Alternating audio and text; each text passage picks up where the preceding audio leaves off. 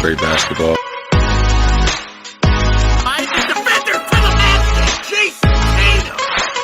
We're covering pre and post game back on this channel.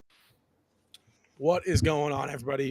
Welcome back into Celtics Postgame Live. I am your host, Rob Haytan. Join with me, my co-host, Justin Lowe, Zach, and Ryan. Guys, first of all, Zach, aka the Celtics fan page, and Ryan, we all know Ryan. Ryan's been here. Zach's also been here once, but welcome back, Zach. He's joining us again, guys. Celtics go on the road in what essentially was framed and called the biggest game of the season. So many questions. Milwaukee playing phenomenal basketball up to this point. Celtics, we have seen glimpses of phenomenal basketball like they were playing back in December and January, right? Since then, been a little shaky.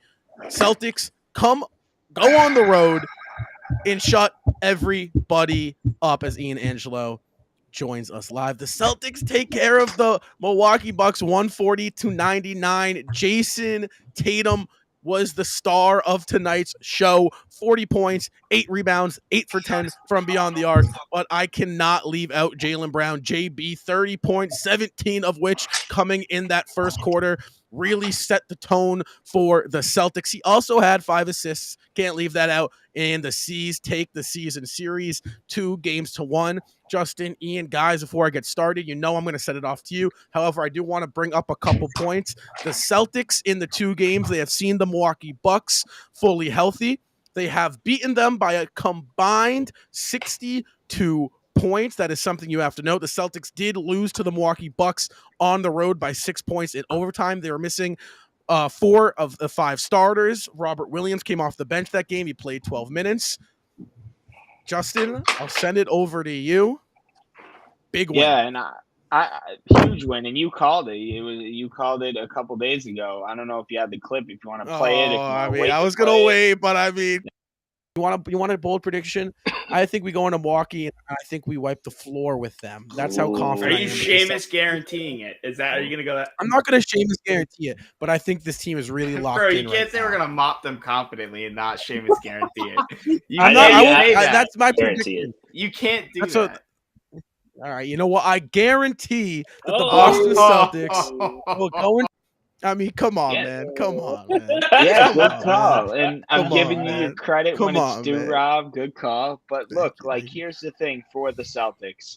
This one was not for the 1 seed. This one was not for the season series. This was for the Eastern Conference Finals. This was for the I don't care if the Conference Finals Game 7 is in TD Garden or Pfizer Forum. We are going to come in. We're going to give you the business. And that's exactly what this was about tonight for the Boston Celtics. There was no excuses for Milwaukee Bucks. I get it. Second night of a back-to-back, whatever. Chris Middleton leaves in the third quarter. It's like, dude, you were down by 35 before that happened. There's no excuses for what happened tonight for the Bucks. I mentioned this to Zach. I mentioned this to Rob earlier before we hit record. This game reminds me a lot of the game post-trade deadline against the Philadelphia 76ers. Boston had to go out on the road, beat the Sixers. They not only beat the Sixers on national TV, they beat them by 53 points. And that's something that happened here. Giannis looked exhausted. I thought Boston did a tremendous job, as always, defending Giannis. Drew Holiday, nobody talks about Drew Holiday. He's coming off of a 51-point performance last night. Boston shut him down. There were no answers at all for Jaylen Brown and Jason Tatum tonight. JT shot, 8 of 10 from deep, you said, Rob? That's unbelievable. The offense was moving. The Celtics weren't just chucking up threes. The ball was moving very, very well. Celtics were connected on defense, kept Milwaukee to under 100. Ian, I'm very, very, very satisfied with the Celtics win. Just a really sensational win by the Celtics tonight. Oh, yeah. So I had to bring this up first. It's a parade inside my city, But no, honestly, this was everything and more that you could have expected when it comes to wanting to beat the Milwaukee Bucks. I heard on the TNT broadcast, and they made a great point. This wasn't just a game the Celtics wanted to come in and win. This was a game that the Celtics wanted to prove to everybody. They can beat you anywhere, anytime. Doesn't matter who's on the floor. And it's going to put doubt in the minds of Milwaukee, where it's like, okay, well, we're now at home now, and the Celtics still came in and mopped the floor with us. So, it's one of those things where this is just an overall amazing, just happy game, honestly. I don't think you could have had any better performance than you did. Jason Tatum, I know Bucks fans were having PTSD to Game 6 last year. Jaylen Brown was absolutely incredible for the entire game, too. I mean, Jaylen Brown and Jason Tatum at one point were outscoring the Milwaukee Bucks through, the first, 3.5 quarters. The Milwaukee Bucks had 69 points, and Jason Tatum and Jaylen Brown had 70. That's just absolutely insane. And still the Bucks finished with 99 and Tatum and Brown at 70. I mean, it's absolutely insane. This Celtics team. This is the Celtics team that we've been talking about, that we've been hyping up this entire season. And I'm just happy it was on full display tonight. And because there's only 2 games, this was the only game going on. So everybody got to see what the Celtics were about. And I'm just happy. I'm happy. Yeah. I think they've made it pretty clear that they don't really care about the regular season and they're just going to show up when they need to show up. And tonight was one of the games where they needed to show up, and they did. I mean, I don't know if they're going to beat the Jazz tomorrow. I wouldn't be shocked if they lose, but I mean, they're 4-1 against the Bucks and the Sixers, and I think they've proved their point that they'll be ready when the playoffs come around. Good point. Yeah, so I would say, this win, it's a huge win. You had to come into this game with some fire, and they came. I mean, the first 5-10 minutes, the tie game for it was 15 all. It was a tough start, but all after a couple timeouts, all of a sudden the Celtics were up 30 points, and it was just a blowout from there. I said in the last podcast, I wanted to see their defense lock up a bit, and they tightened that. I mean, we just talked about that. 77 held them under 100 points. That's exactly where they were going into the playoffs last season. So I think it's a great overall defensive performance, and it gives me a lot more hope going into the playoffs. Yeah, it was like the Celtics got what they want, how they wanted it, and when they want. They got it, whatever they wanted, they got it.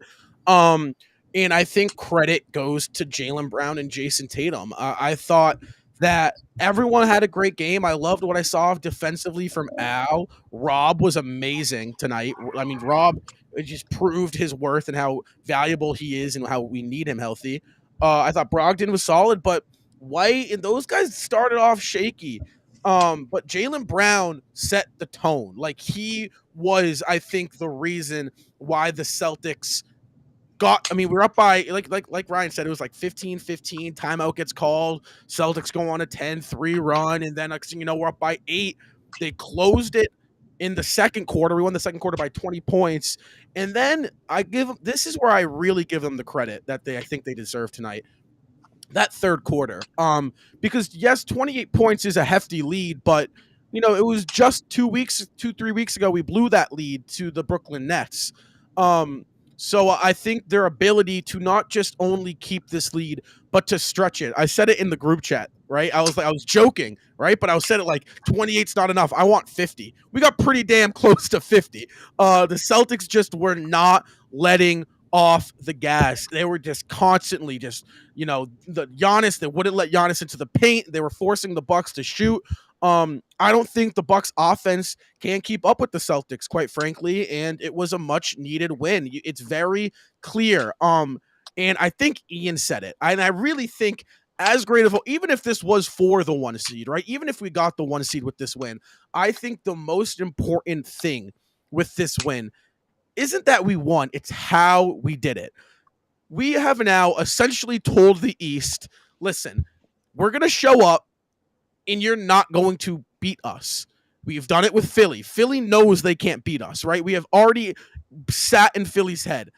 Milwaukee has seen us twice healthy, and they have gotten blown off the court both times. Their one win against us was honestly, it might hurt them. That win might hurt them mentally. we saw the Celtics second unit healthy and we beat them by 6 points. So it's like, currently speaking, if we had beat them by 3, Milwaukee's still thinking, a couple of things go our way, a couple of calls here and there, a couple of missed free throws go in here and there, we win this game. There is nothing that could have happened in this game that would have resulted in a Bucks win. And they have to be thinking about that. They were 24-3 over the last 27 games. They went on like a 14-game win streak. They have been the best defense, the best team since the All-Star break. And this is a Celtics team who's supposed to be struggling. Jason Tatum has supposed to be struggling from the floor. He goes into Milwaukee, onto your home court. Last time he was playing on this Bucks home court, he put up 46 to extend the series to a Game 7, and eventually is what sent us to the NBA Finals. Tatum comes back onto Milwaukee's floor, another 40-point game. The Celtics proved that they are locked in. They have proved that they are still the team to beat in the Eastern Conference. Yeah, and look, we look at this game and first night of a back-to-back against the Milwaukee Bucks on national television. And we were able to get a full 12-minute fourth quarter rest worth of our starters. I mean, we could see all 5 starters play tomorrow because of how much rest the Celtics are able to get tonight. Yeah. And that is absolutely huge. And even if the Celtics do elect to rest and play it safe, we talk about building good habits, right? Building good habits going into the playoffs, whether we have the 1 seed or whether we have the 8th seed. The most important thing is to feel good by staying healthy, and then by playing good to build good habits to win playoff games. And this right here was a definition of a good habit. You saw defensively, you saw offensively. This felt like one of those early December games from the Celtics where they were just having this high power offense. And then you saw spurts of last year's defense with Robert Williams. I thought Robert Williams was tremendous tonight off the bench. And hey, who knows? This could have very much been a Eastern Conference Finals preview. And we saw Rob come off the bench against a fully healthy Milwaukee Bucks team, and it worked out really, really well. So I just think there's a lot of good things to kind of pick out of this game. I just hope the Celtics don't, we talk about not getting too low on the lows. I really hope the Celtics don't get too high on the highs, and they just don't coast through the final remaining, 5 games of the regular season. Like, I get it. We show up and we beat teams like Philly and Milwaukee and Denver and Sacramento. I get it. We're beating all these amazing teams. But you again with the whole good habit thing, you want to build good habits going into the playoffs. And win tomorrow against Utah, and then you sit pretty for a couple of days worth of rest, and then you go in and you play Philly. Maybe get yourself back into that 1 seed. But if not, you have to think about Philadelphia creeping up on you now, 2.5 games back. But you don't want Philly to catch you off guard out of nowhere and rip that second round home court advantage away from you. So go in tomorrow and finish. Make tonight's win matter the most with finishing it out with the win tomorrow. Yeah, definitely. I feel like there's some I wanted to talk about. Oh crap. Yeah. I think all 3 of us just jumped in. I think everybody's a little bit delayed. I think that's what it is. Like, one of us stops talking, and then we actually don't stop talking for 3 seconds. Yeah. All right, Ian, take it off, Ian. Then we'll hit Zach. All right. All right. Sorry about that. No, you're good. So what I was trying to say, this was just an interesting thing. So Jason Tatum jumped 3 spots on the Celtics single season scoring record tonight.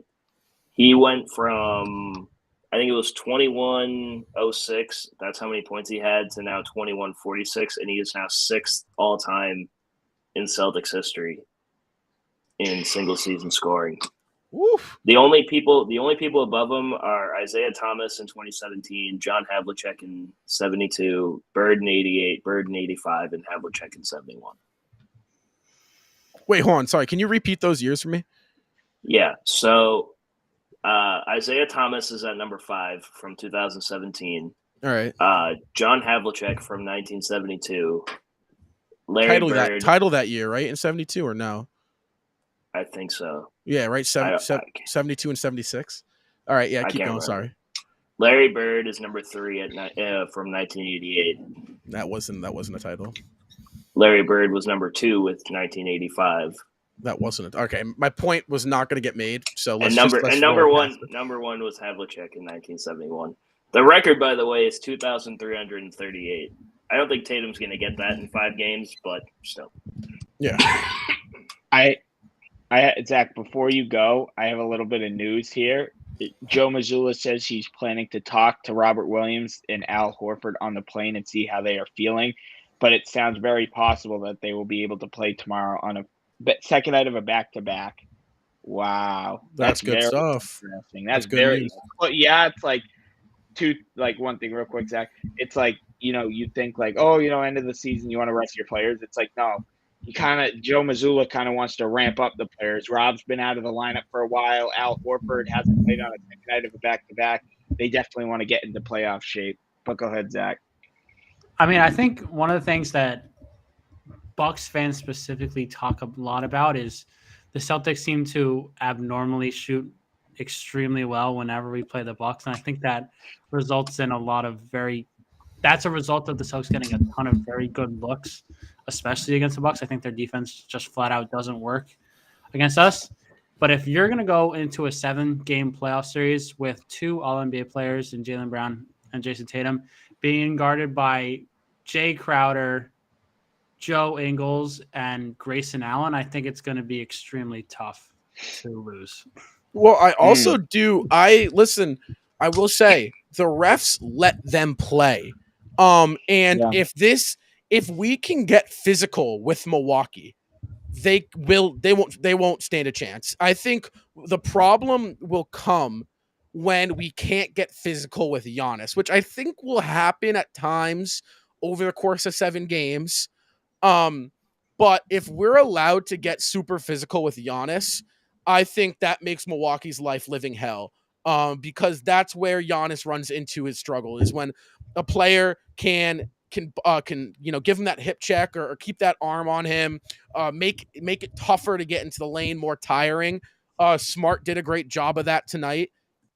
To touch on Zach's point, I mean, I think Milwaukee, isn't their game plan to pack the paint, make it virtually impossible to get inside, and live if people hit threes on you? So if you're going to do that, right, if you're going to get beaten time and time again, they're going to have to eventually guard us. And I think they tried to guard us at 3 in the second half. And as soon as that happened, you saw players like Brogdon, Smart, White, Brown, Tatum, obviously, they were able to get into the paint at ease and get theirs inside. And I think if Milwaukee's game plan, something's got to give, because I don't think they can consistently keep doing that, Ryan. Yeah, sorry, I had some people leaving in the background. Sorry, they've been crawling behind me the whole time. But we're all I think if you remember the last time we played the Bucks, we had all of our bench guys in, and I feel like this was a way for them to come back and make a statement against that, because I feel like the Bucks were talking themselves up after that game, but they couldn't even hang with us the end of the bench. So I haven't been this confident and this happy about this team in a little while now, since we've gone on this little struggle. But I think in the games upcoming, you could see after this 4-day rest, I think you can catch Milwaukee if they start to rest. I mean, they looked exhausted tonight. I'm not sure if they have much rest left in the season. We have this nice little 4-day break here. I say they play tomorrow night, get a win in Utah, take those 4 days off, and then you come out those last 4, and try to recapture this 1 seed. Yeah, for sure. I think Utah, go out there and win, especially it's on your home court. I think that's a must win. I think Philly is the next game on TNT. If you beat Philly, I think that is when you really I think you could start to see the East second guess themselves, because as much as there's a factor of mentality in the playoffs, right? Do you think you can beat a team when you're going up against them in a 7-game series? We saw many teams last year dodged Brooklyn, right? Milwaukee forfeited the 2 seed last year. They dropped that last game. They rested everyone because they were dodging Brooklyn. Boston, however, wanted Brooklyn. They knew they could beat Brooklyn, and what resulted in that mentality they had brought them a 4-game sweep. So I think the last game I'm really circling is that Philly game. You beat Philly, you figure they can't get that 2 seed on you. And you send a message. I'd love to see us get the 1 seed, but at the same time, Jack, who's not on tonight, but who's usually on, Jack has been a firm believer of health over seeding. I'm kind of with that, especially after how we went into Milwaukee tonight. I think that I would prefer the Celtics to be healthy over the Celtics gunning for that 1 seed. It'll be interesting too, because we play Atlanta the 9th of April. That could be a potential first round matchup, Hawks Celtics. So I think there's a couple games you can circle. Utah, I'd love to see us win back at the Garden. And I'll tell you what's going to be awesome, Ian? 3 games to finish the season off, all in Boston. We'll get to be home for like a 2-week stretch, and I think that'll be really big for this team. That's going to be huge, because just to be able to chill out, relax. And I mean, I don't know if Brown or Tatum will play in those last few games. Either way, you just get to be in your own bed in Boston, and it's just super nice to finish out the season at home. You don't have to worry about traveling. I mean, last year, I think, didn't they finish in Memphis or something like that? Was their last game in Memphis? And then they had to turn around and turn around and come back, and actually they had to turn around, come back and play Brooklyn. So it's one of those things where I think it's just going to be really nice, because the Celtics are already going to be at home, and then they're going to have a home playoff game, and everything's falling into place. Let's just say that. Everything, the way the Celtics want it, everything's falling into place at this point. And this is the definition of when the Celtics win, you can't get too high, and when they lose, you cannot get too low. After that Wizards loss, we saw the fire Missoula, Browns leave, where it started up, right?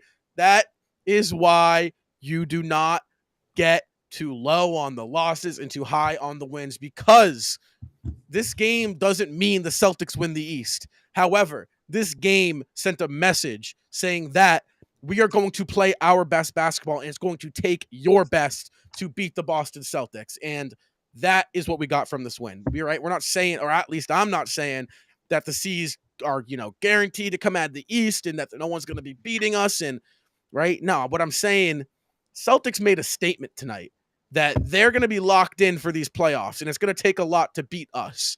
And yeah, we took down the red hot Milwaukee Bucks, and we made them look like our sons out there. So, it was a big one. I'm happy, man. I'm happy. Yeah, it's a good win, but I'm all about how you respond. And I understand, it's a big win, but I think this game needs a lot more if Boston goes out tomorrow night and takes care of business at home against the Utah Jazz. I'm not saying this game essentially means nothing if they don't go and do that, but I think the value of this game is pretty important if you go out there, especially, again, I said it earlier in the postgame show. This game was not for the 1 seed. This game wasn't for to win the season series. This was purely for the Boston Celtics and making a statement and putting the league on notice. Ian made a point tonight. It's only us and the Pelicans who are playing on TV tonight. So, the national spotlight was there for the Celtics.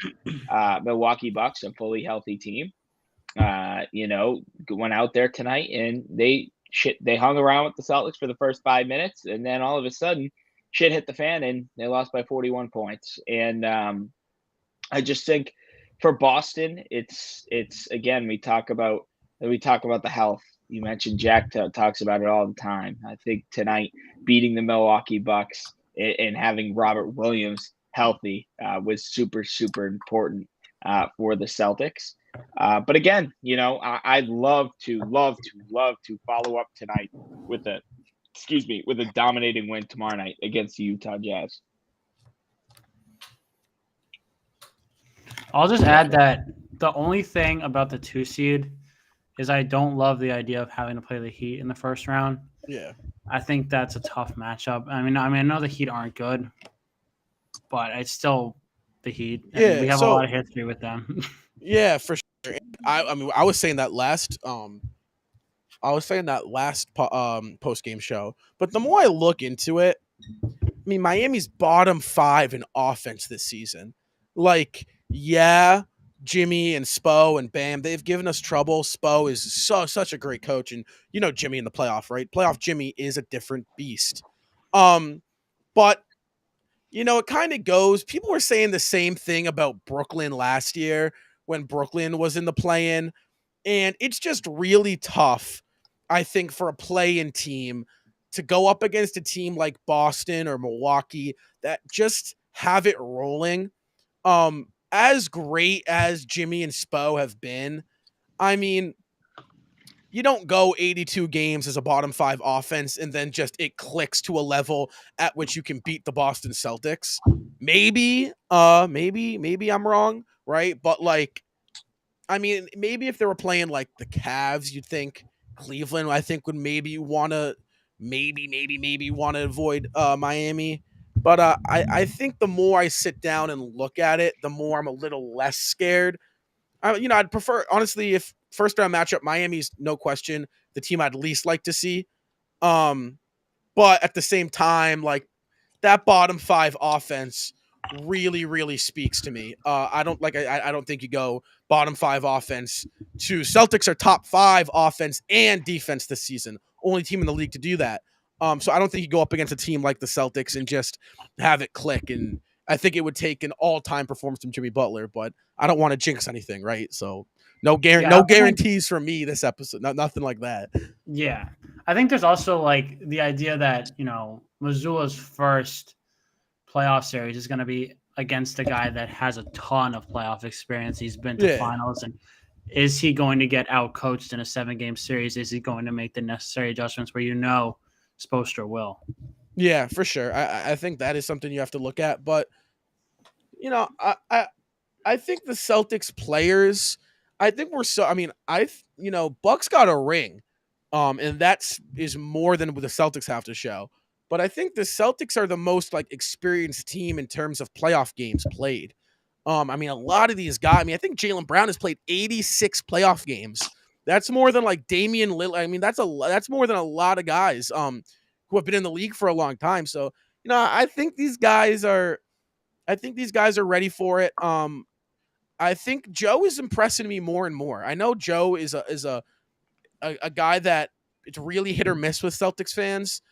I loved Ime. I will say I was a big Ime fan. I thought that aggression he brought was awesome. But I think it stuck with them, and I think you saw that tonight. I think you saw some Ime in all these guys, and you have seen some Ime. So, you know, I'm rocking with Joe right now, and you know, I think I think Joe can do it. I think I got trust in Joe. Yeah, but the thing is I think people need to stop with the whole fire Joe Mazzulla after a friggin' loss. That's yeah, but they did the same thing with Ime though. Yeah. Before the Celtics went on that long winning streak, they did the same exact thing with Ime. There's my point right there. Celtics fans need to stop with the childish BS. Like, you're not gonna win you're not gonna go 82-0. You're not gonna play dominant all 48 minutes of a game. Like, people need to understand that. Like, say tomorrow we go and lose against Utah Jazz. Here comes a fire Mazzulla. Mazzulla can't do it. Oh, all this and that. We can't be good, bad team. It's just it's like an on and off switch that the Celtics have, or that the Celtics fans have, Ian. Yeah, I mean, I see it all the time. It's just kind of one of those things that you just kind of have to just be like, obviously you can't just say fire Joe Mazzulla after every loss, or you can't say trade Jaylen Brown or Jason Tatum or shouldn't say that period or tank for Wembanyama. Yeah. You just can't say those things because this team has a lot of talent, and I mean, in a way, those kind of fans are just like one of those people where it's like, what more do you want? Like, what more do you want? I think it builds culture too. I think it matters.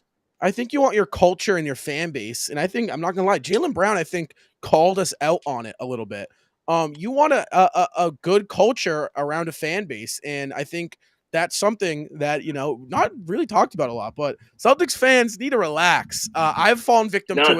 Tatum I've kind of said said the same thing. I don't know if you remember. It was like a year ago back on JJ Redick's podcast when he said Celtics fan, when Celtics fans say split them apart, the grass isn't always greener. Yeah, if one leaves. So yeah, what do you say? Why would you not want the two best players under 25 on your team? It's like exactly. Yeah, so it's like, listen, why would you fire the coach that's gotten you 53 wins, right? Like, you haven't seen enough for him. You roll with what you got. Reality is you can't fire a coach with the playoffs in 6 games, right? You just can't. So why would you bring it up? It just I don't know. I think it's something that I don't know. It pisses me off, man. It's got to stop. I mean, I think Boston media in general feeds into that a lot, especially, I know for sure I don't listen to talk radio, but I know a lot of people do. And I think that's the worst form of sports media that we have right now. I feel like every single time I have to hear about WEI or 98.5, or it's just someone saying something absolutely dumb and it's just a mess. But yeah, I think the pressure that fans add is insane.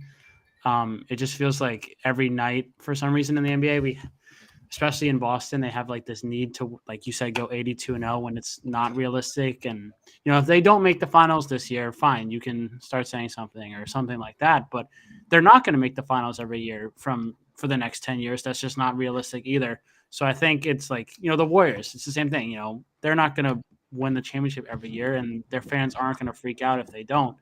So, I mean, Steve Kerr's not getting fired. Steph Curry's not getting traded. Clay's not getting traded. So I think we have to have that same attitude if you're trying to create a dynasty where you have to, live with the ups and downs that come with that. Yeah, let's look at the past 5 games, right? Yeah, Washington was pretty ugly. Washington was probably the worst loss of the season. However, the Celtics followed it up with the best win of the season. So I think we responded phenomenally tonight. And it's kind of funny because the last show, I was like, one thing that scares me this season is that we don't respond as well. Last year in the playoffs, we responded. I don't think we lost. The only time we lost more than 1 game in a row was in the finals. And we just ran out of gas, right? So we really responded well last year. I thought we responded phenomenally tonight. And yeah, last 5 games are 4-1. We've won 132-109 on the road against the Kings. We've won 120-95 at home against the Pacers. We've won 137-93 at home against the Spurs. Obviously, we lost by 19 to the Wizards on the road, and then we won by 41 tonight to the Bucks. So it's like, it's past. We look really good despite the 1 loss.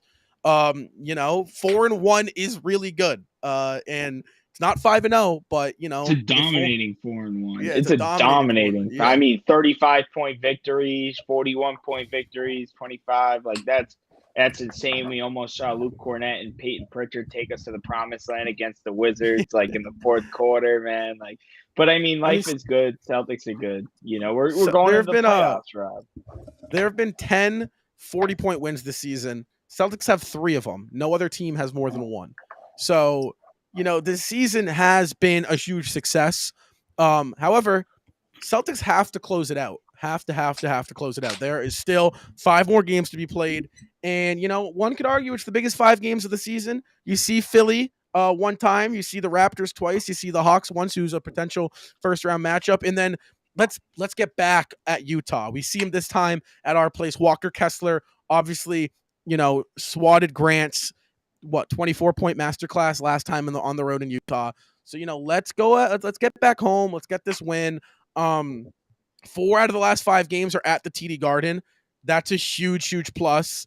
We talked about that. So let's see if we can get 4 out of these last 5. I'd love that. You figure you were going to drop 1, right? And it might be to maybe the Raptors, right? So just relax. But, guys, I think tonight says it all with the C's and where their mentality's at. C's, they pick up. I have another Yeah, go for it. I have another stat for you. Jason Tatum and Jaylen Brown are the first NBA teammates to have 12 30-point games in a season since Shaq and Kobe in 2002, 2003. Yeah. And you know what's also great about this is I don't want to entertain the Jaylen Brown leaving thing, right? But I think we should address it. It's something you look into, right? If Jaylen Brown makes All NBA, he gets the ability to sign that $287 million contract extension. If he can sign that, he'll sign that, right? Money talks. That's life-changing money. JB will sign that contract. If he makes All NBA, Jaylen Brown on national TV played phenomenally. That's how you address narrative, right? These media members are going to remember Jaylen Brown and the Boston Celtics went into Milwaukee and just beat them by 41 points right before the season ended, right? That's going to be an All NBA second or third team. You'd figure first is probably who? You got Tatum, you'll have Jokic, you'll have it or no? Nah. Is it one center, two forwards, two guards? Yeah, it's one center. Okay, I think so it's one center. Whoever wins MVP, so either Jokic or Embiid will have that center spot. Tatum will be that forward. I think Donovan will grab an All NBA first team spot at guard. Maybe Luka will get the other guard spot. Second team, you figure maybe Fox. Fox might get a guard spot. But I mean, Jaylen Brown will probably be right there. Jaylen Brown should be in as a forward, I think. Yeah, I think there's multiple situations where he could get it, guard or forward.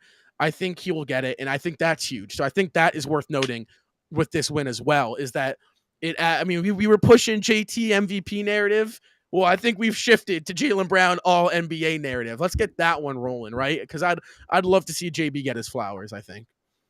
I want to go back to one thing that Rob said about the Celtics running out of gas last year in the finals.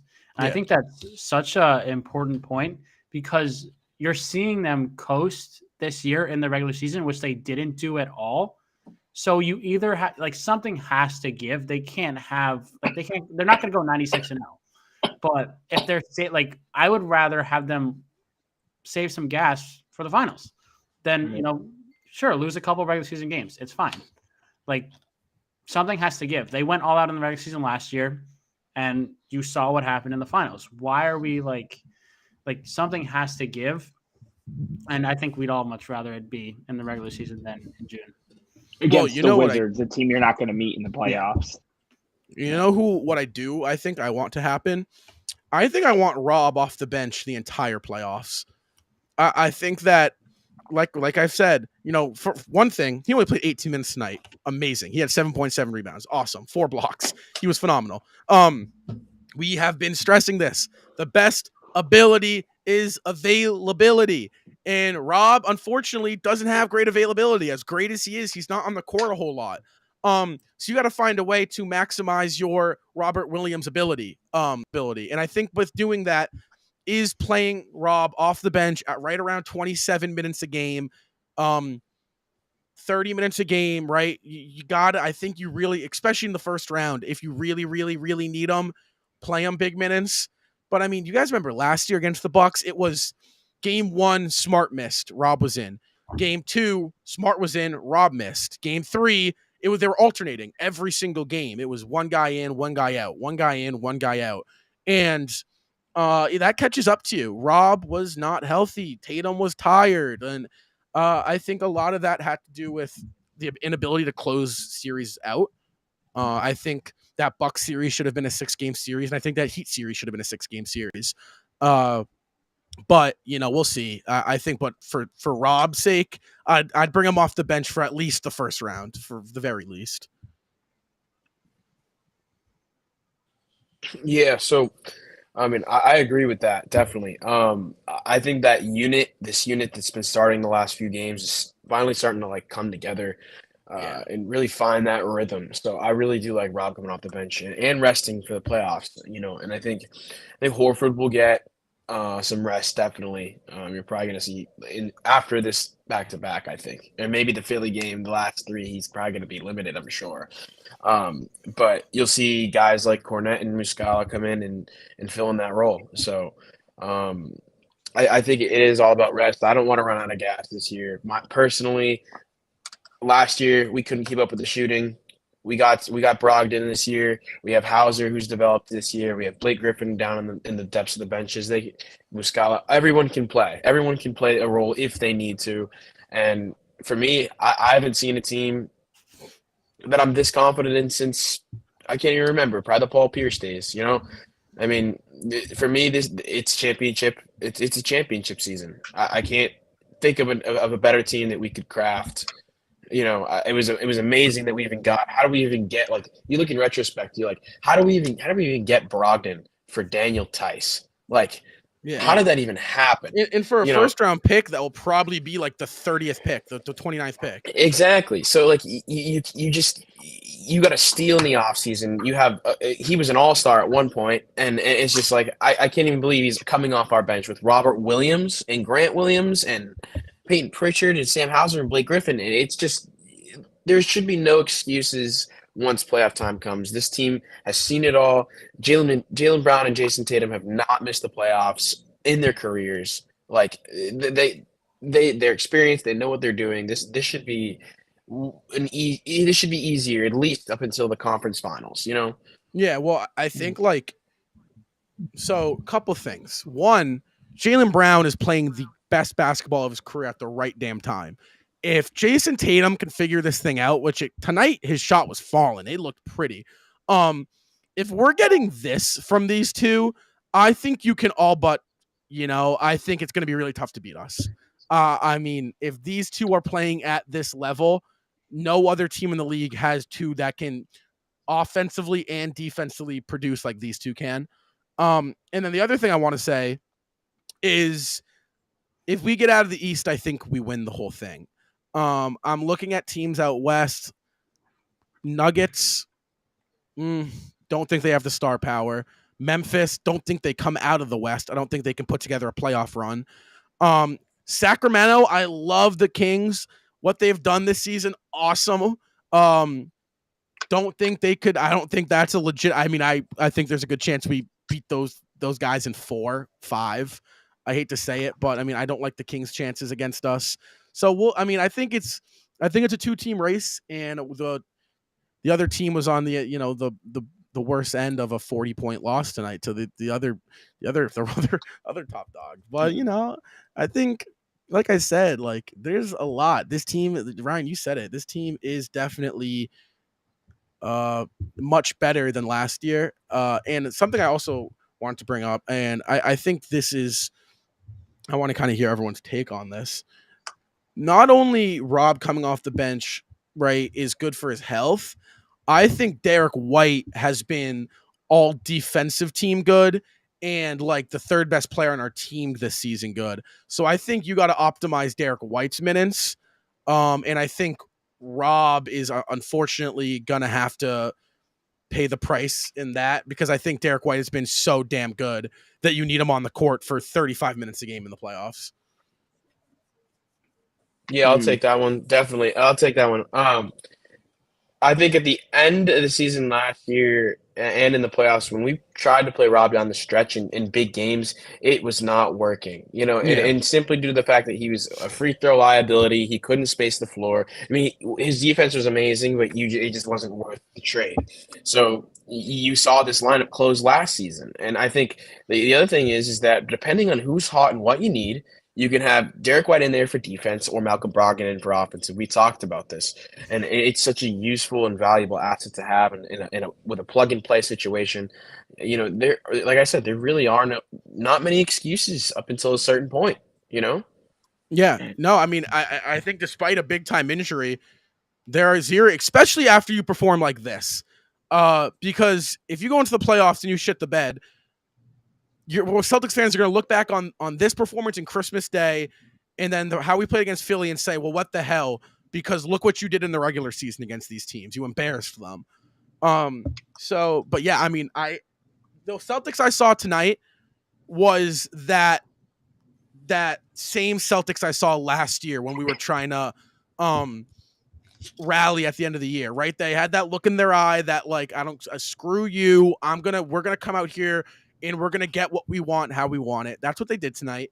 And hopefully that's what they do tomorrow night. The Celtics pull out a 140-99 big time win against the Milwaukee Bucks, the 1-seeded Milwaukee Bucks on the road at Pfizer Forum.